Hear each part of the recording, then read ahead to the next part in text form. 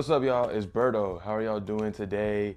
Like in the morning, night, evening, whatever the case may be. What's up, y'all? All right, so today I want to talk about the ideology of music when it comes to the feeling, the meaning of it, the soundtrack of moments. Yeah, I may be wondering, what exactly do I mean by that? What is exactly the soundtrack that I'm proposing? What are these moments that I'm proposing? What I mean by this is your favorite song is your favorite song for a reason, right?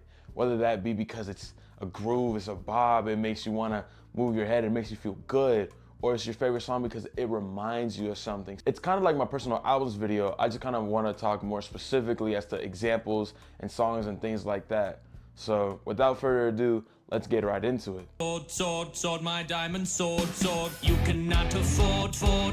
So to kind of give an example of what I mean by this, the song Let's Pretend by DC Da Don from his Funeral Deluxe album. It's in my personal top 10 of all time of my favorite songs, bro. It is amazing. The chorus is fucking amazing. And I'm gonna read some of the chorus for y'all so y'all understand where I'm coming from. So the chorus goes,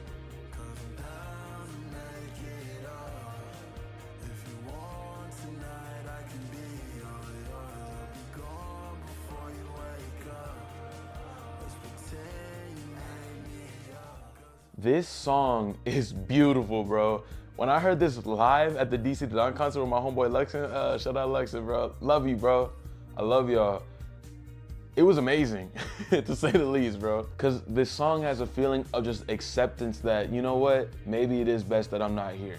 Maybe it is best that I just move on. Maybe it's best that I just act like I didn't exist in the first place. You know what I'm saying? And also the instrumental in the background, the way it starts where it just kind of fades in real quick, that kind of up tempo. When I say up tempo, I mean high speed, not necessarily like joyful and shit like that. Ain't shit happy about this song, bro. Like, I ain't gonna lie, most of these songs are not gonna, like, they're not gonna be happy songs. I ain't gonna cap to you. Spoiler warning, they said. Off on them grave, off on them grave.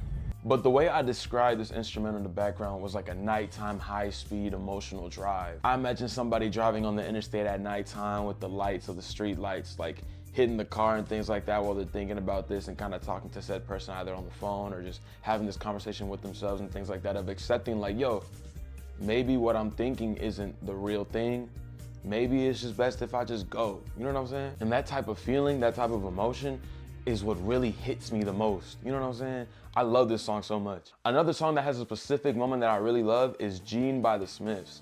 Now, I bought a whole CD because I couldn't find this song on any vinyls or none of that. So I bought a whole CD solely for the fact that I wanted that song physically.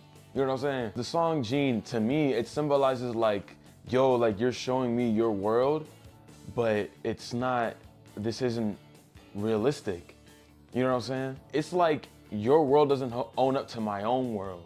You know what I'm saying? It's hard for me to adapt to you and it's not gonna work out. There's a specific like 5 to 8 second portion of the song where the lyrics is, it's just a fairy tale and I don't believe in magic anymore, Gene. It's just a fairy tale, and I don't believe in magic anymore.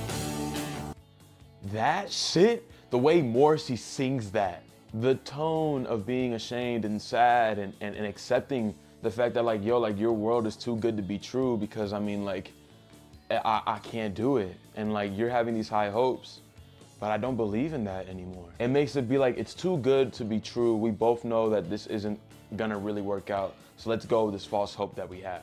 That's what I feel. With the chorus of we tried and we failed, we tried and we failed, it's such a masterpiece of a song to talk about how it is to be attached to someone, keep trying and failing when there were signs of it never working out in the first place. You know what I'm saying? And it's that particular song, it's my favorite Smith song of all time. I love that song so much.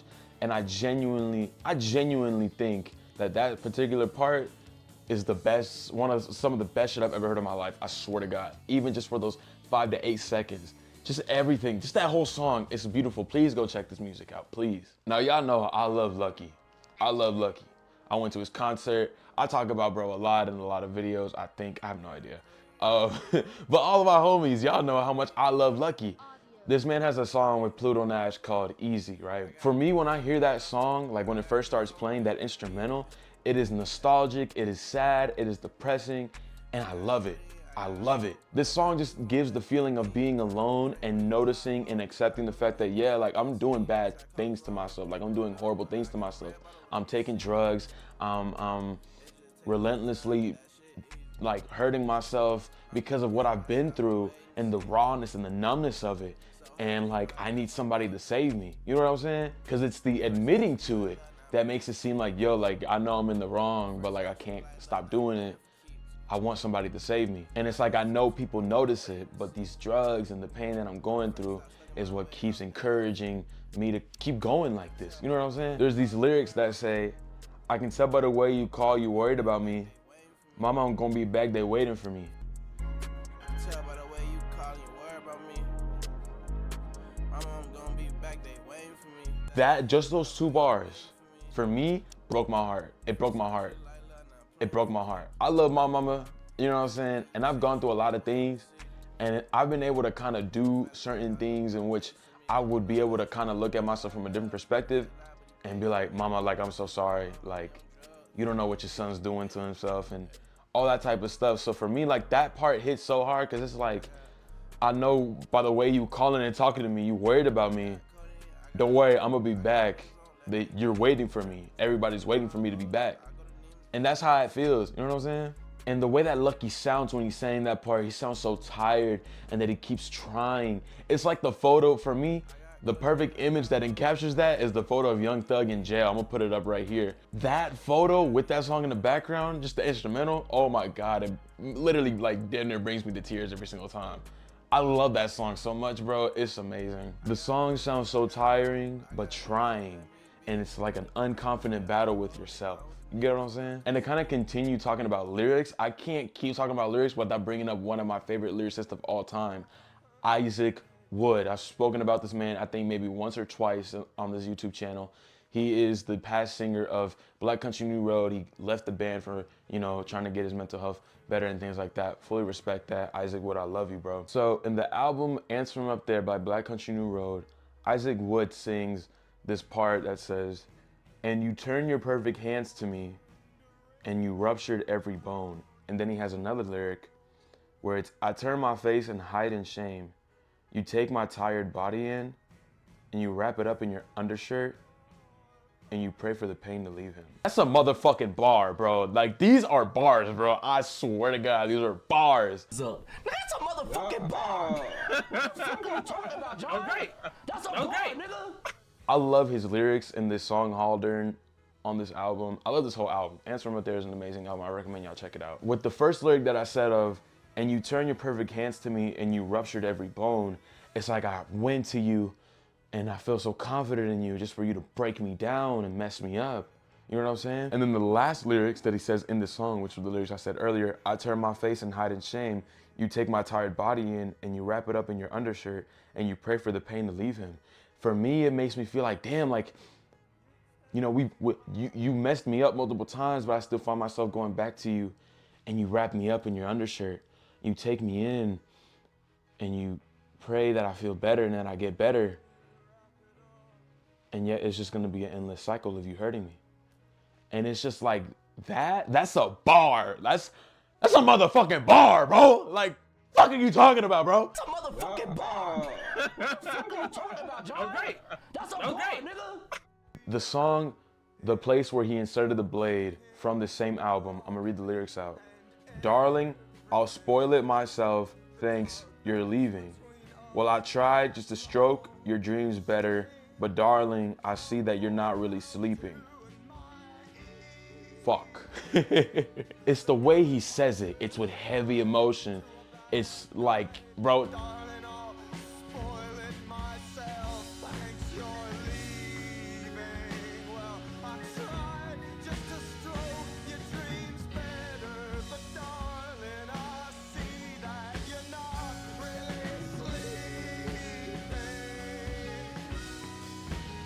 Those lyrics to me mean so much because it's like, darling, like, I'll do this myself. Yeah, you're leaving. I tried. to like make you feel better and give you my all. You know what I'm saying? But like you're not really there. You feel me? The lyrics of his in both these songs, Haldern and The Place Where He Inserted the Blade, makes me feel so heavy because the way he sounds is just like I'm tired. I need to let this out. I'm shaking. And I love that. For me, it means a lot. You know what I'm saying? So yeah, it's songs like that for me, they mean a lot to me. There's so many other songs. Wallows, Worlds Apart, that whole song, amazing, I love it. For me, Worlds Apart is just like, yo, like, we're distant. It's a distance between us. We're worlds apart, you know what I'm saying? And it's just like, you never know. I don't know how to explain it, yo, I'm sorry, but like, the raw emotions of it hits me so hard. Like the last lyrics of those songs is,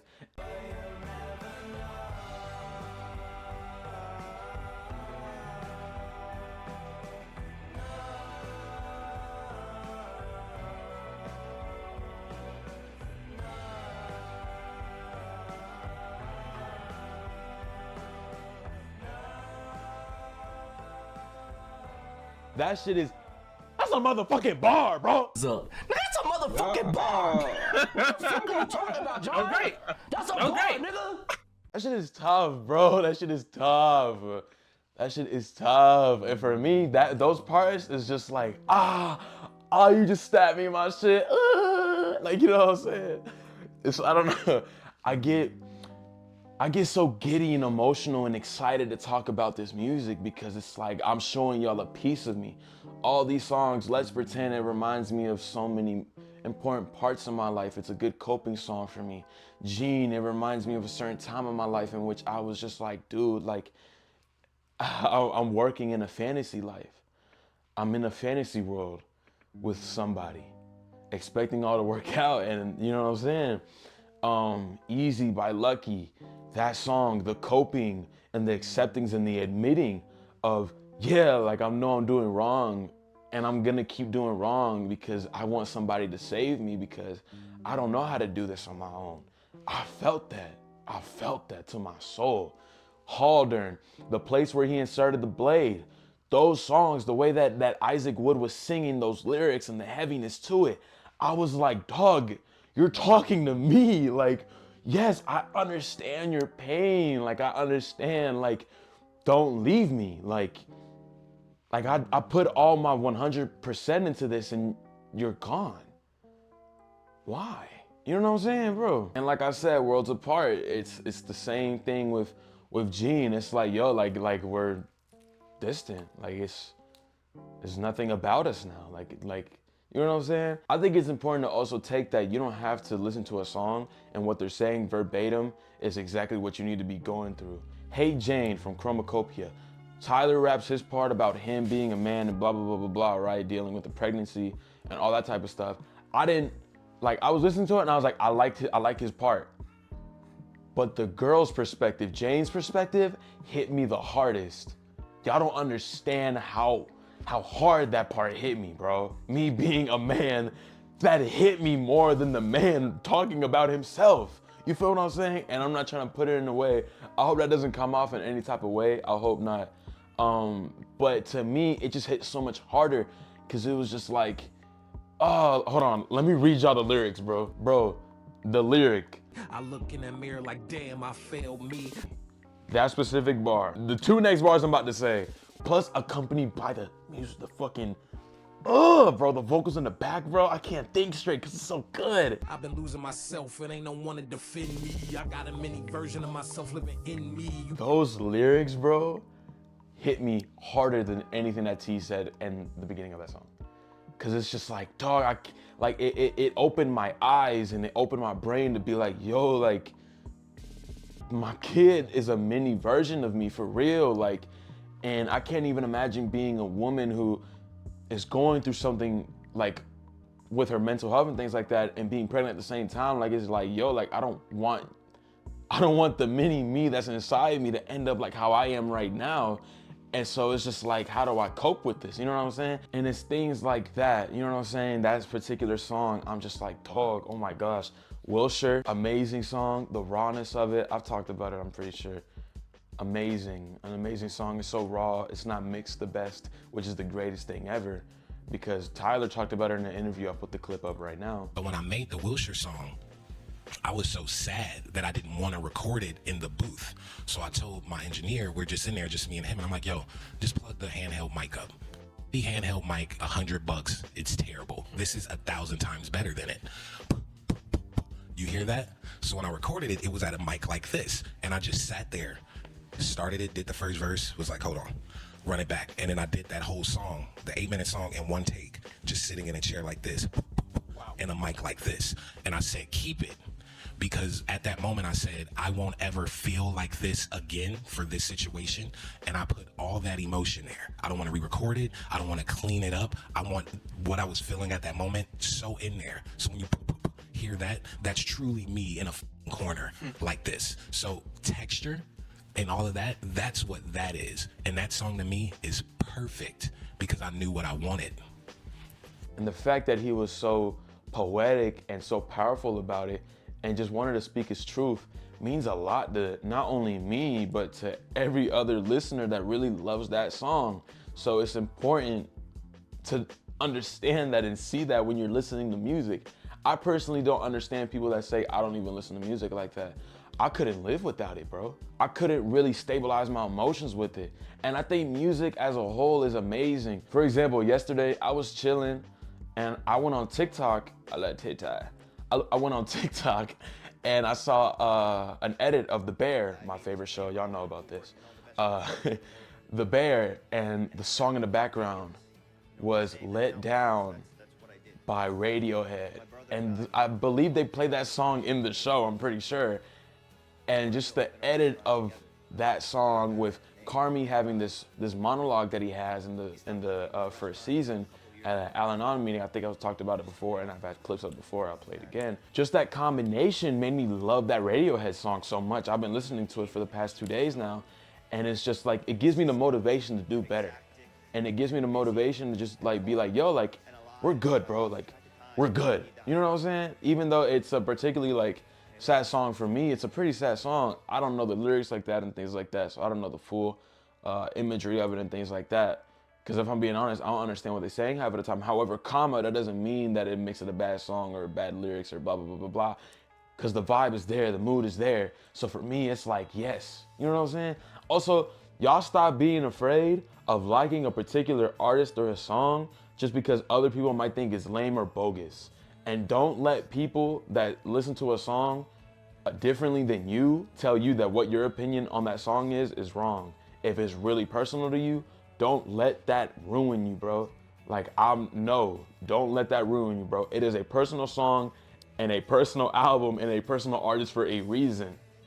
Cause it's you. Me showing y'all the music and telling y'all about the music that I'm into is showing a piece of me that I cherish deeply and I want y'all to see. You feel what I'm saying? And speaking of that, I was talking to some homies yesterday about the fact that about the idea of the video, and I was just telling them everything, and we got into this really good conversation. Shout out Marquez, shout out Ben, shout out to Audria. Love y'all.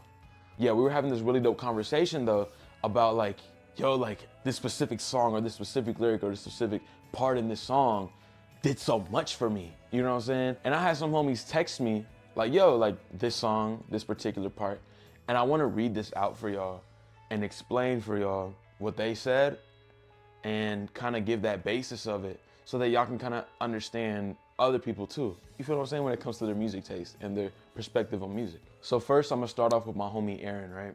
He says, the nearly 20 seconds of unbroken silence, starting at the 50-second mark, on Mark's theme by Black Country New Road is from Ants From Up There, the album, by the way. Same album that has Haldern and The Place Where You Inserted the Blade. It's one of my favorite musical moments I can think of. It reminds me of the uncertainty in my life, and the melancholic chords and melodies that it's sandwiched between feel so appropriate for supporting that feeling.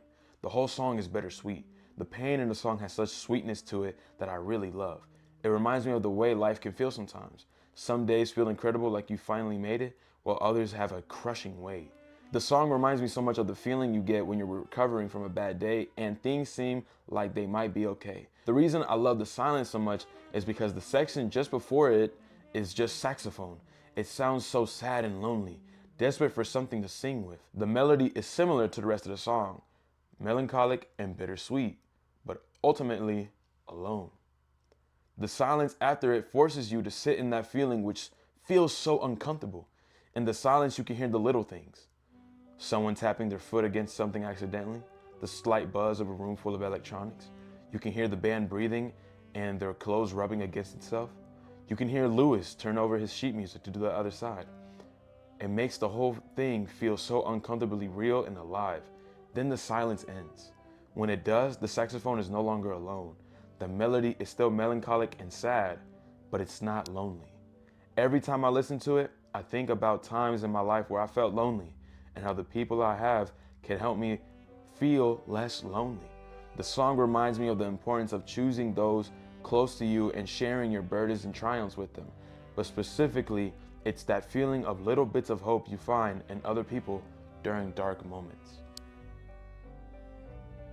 I'm speechless because of what he said, and I fully agree, and I'm not even gonna go into this. Aaron, beautiful explanation, bro. Honestly, 100%. So my homeboy Marquez sent me Kid Cudi lyrics from the song Red Eye by Kid Cudi, and I'm gonna just read these out to y'all and type shit. Things get crazy, and I feel I'm losing my mind, and I don't know what to do. I'm going insane, and I really don't know why. There's only one thing to do. I'm floating through the night on a red eye, red eye. Through the night on a red eye, red eye. That's insane. I like these lyrics. I like these lyrics a lot. Y'all do what y'all will with that interpretation of those lyrics. Fire though, fire. So yeah, the homie Ben has slid up and he has said Busy/Sirens and Prom/King by Saba. It's on the same album, Care For Me. I recommend y'all listen to those songs. That's another thing too. The songs that have those slashes in it, I think people that do that, for example, I think Tyler does it a lot. I think that's the main artist that we can talk about that does that the most. The transitioning of a certain mood and a certain tone and a certain message to then the next transitioning of a different tone, different message, and a different vibe overall and different emotion. It's beautiful. I think it's the most humanistic thing that you can do in a creative way. So, type shit. Like I said earlier, much like my personal albums video, I heavily believe that music can be the sign and the power to be able to remember and feel a certain feeling or a certain memory in your heart, in your mind, associated with the song or the lyric or even a specific part. Like the song, for example, Best Friends Only by DC to Don, there's a specific part in which at minute 2:23, when he's saying, them scars run deep while you throw it on me. In the background, DC is just singing and he hits a certain note where it's like, oh. I choose something like you swear. I'm like, fuck! Like, I'm like, damn, that shit's so tough. It's just so good, bro. I'm gonna just say one more example. DTMF, Debí Tirar Más Foto. It's a song by Bad Bunny from the album Debí Tirar Más Foto.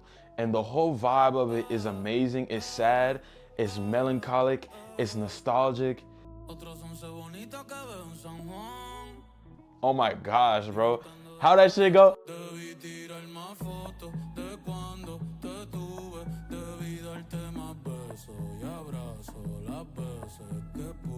Y'all don't understand how this song, it feels like, for me right now, the perfect song for this perfect era in my life.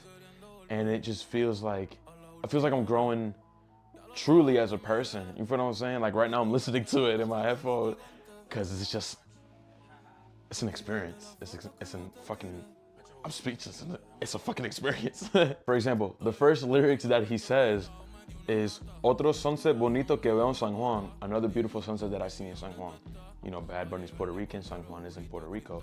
So for me, when I'm hearing that, most of the time when I'm hearing this album, I'm driving to my college campus. So when I'm driving through Atlanta, I'm just like, damn, another beautiful day in my home, Atlanta. You know what I'm saying? And it made me love and appreciate much more my home. Literally the chorus, bro, hold on, bro. Debí tirar más fotos de cuando te tuve. Debí darte más besos y abrazos las veces que pude. Ey, ojalá que los míos nunca se muden. Y si yo me emborracho, pues que me ayuden. That first part of that chorus, and then it goes to the chorus again, but it's like his homies in the studio, bro. And then the third part, bro, it's the overall vibe of the song that I'm just like, it's nostalgic, and it's kind of just like sad, because it's just like, yo, like, debí tirar más fotos de cuando te tuve. I should have taken more photos when I had you. Debí darte más besos y abrazos las veces que pude. I should have gave you more hugs and kisses when I had the opportunity to. That's a fucking bar in and of itself, and I love that shit so much. Those lyrics, you can do that with anything. Talking about your hometown, I wish I could have been here longer and I actually took advantage of where I'm at longer. A certain friend or a certain relationship, like damn, like I wish I could have had more like gratitude for when you were here. A loved one who passed away, I wish you know what I'm saying? I feel like it's a song that people can relate to in many aspects, and I think that's what makes a song beautiful. Feel what I'm saying? But yeah, y'all, that's gonna be the end of this video. I hope y'all enjoyed this. Comment down below some songs that y'all heavily relate to. Why? Maybe not even a song, a certain artist, album, lyric, a specific moment in a song, or whatever the case may be. Put it down in the comments. I would love to hear y'all's perspectives on certain songs and things of that nature. Put me on, bro. You feel what I'm saying? Put me on. But yeah, I love y'all, and I hope y'all have an amazing day. And type shit, y'all. And guess what? Salud!